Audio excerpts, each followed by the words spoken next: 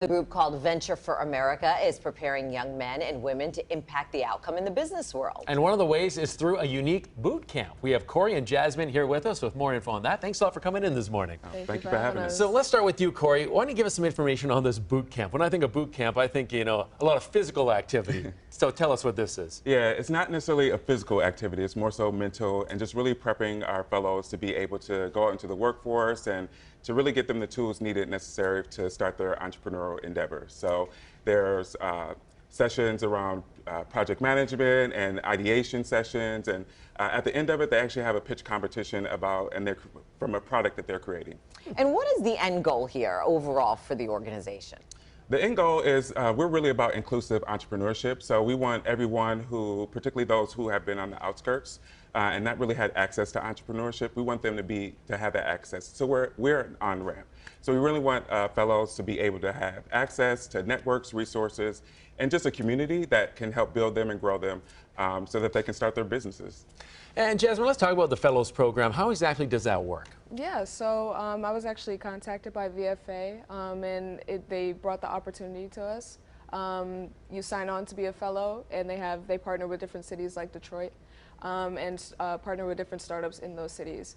So through the VFA training camp and the onboarding that we do, we learn certain skills in building resumes and building pitches that we ultimately bring to those companies and hopefully get placed. So I was actually placed in Baltimore at a startup called EcoMap Technologies, which is a great partner of EcoMap. So it's been a great experience so far. Well, congratulations on that. Yeah, it sounds wonderful. Why is it that you think most people either succeed or fail ultimately when it comes to these kinds of entrepreneur business programs? Yeah, I think that's what makes VFA so special is community.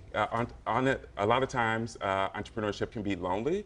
I mean, people are doing it in a silo, but we have a really great community. We have over 1,500 alumni that are very supportive of each other. And so I really think it's the community piece that, and then also the resources that we have as well. Now tell me, Jasmine, did you go through the boot camp?